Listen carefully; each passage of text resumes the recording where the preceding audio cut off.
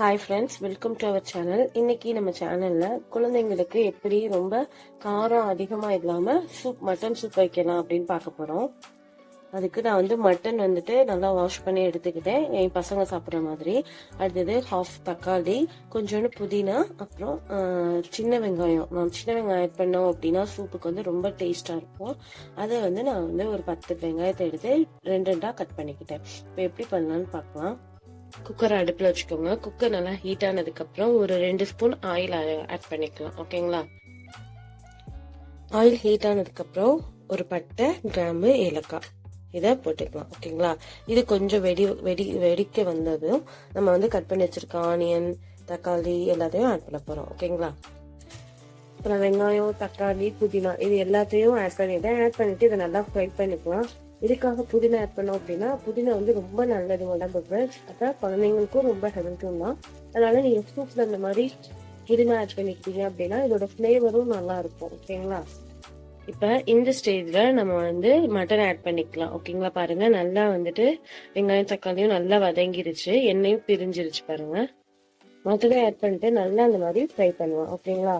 அப்புறம் இஞ்சி பூண்டு பேஸ்ட் தான் நீங்க 1 ஸ்பூன் ஆட் பண்ணிக்கோங்க. ஏன்னா நம்ம எந்த ஒரு காரம் ஸ்பைசஸுமே ஆட் பண்றது இல்லை, மிளகாத்தூள் எதுவுமே நம்ம போட மாட்டோம். அதனால இஞ்சி பூண்டு பேஸ்ட் ஒரு ஸ்பூன் கிட்ட நீங்க ஆட் பண்ணிக்கோங்க. பாருங்க, நான் மட்டனும் ஆட் பண்ணிட்டு நல்லா வதக்கிட்டு ஒரு 2 மினிட்ஸ் கிட்ட இஞ்சி பூண்டு பேஸ்ட் போட்டுட்டு நெக்ஸ்ட் மசாலா நம்ம வீட்டுல கரம் மசாலா இருக்கும் பாத்தீங்களா, அதுல இருந்து ஒரு 2 ஸ்பூன் போட்டுக்கலாம்.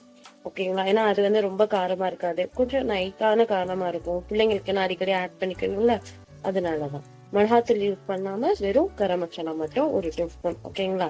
அப்புறம் நம்மளுக்கு தேவையான அளவு, அந்த சூப்புக்கு தேவையான அளவு தண்ணி ஆட் பண்ணி உப்பு ஆட் பண்ணிப்போம். பாருங்க, நான் மசாலா ஒரு 2 ஸ்பூன் ஆட் பண்ணிட்டு அதுக்கு தேவையான அளவு, நான் சூப்புக்கு தேவையான அளவு தண்ணி ஆட் பண்ணிட்டு உப்பு இந்த சூப்புக்கு தேவையான அளவு நான் உப்பு ஆட் பண்ணிக்கிறேன். ஓகேங்களா? நான் குக்கரை க்ளோஸ் பண்ணிட்டேன். இப்போ குக்கர் ஒரு 3 விசில் 4 விசில் வந்தோன்னா மட்டன் வந்ததுக்கு அப்புறம் நம்ம டேஸ்டியான குழந்தைங்களுக்கான மட்டன் சூப் ரெடி ஆயிரும். ஓகேவா? ஒரு 5 விசில் கிட்ட வந்துருச்சு. இப்போ நான் ஓபன் பண்ண போறேன். ஓகேங்களா? ப்ரெஷர்லாம் போயிடுச்சு. இப்போ நம்ம ஓபன் பண்ணிக்கலாம்.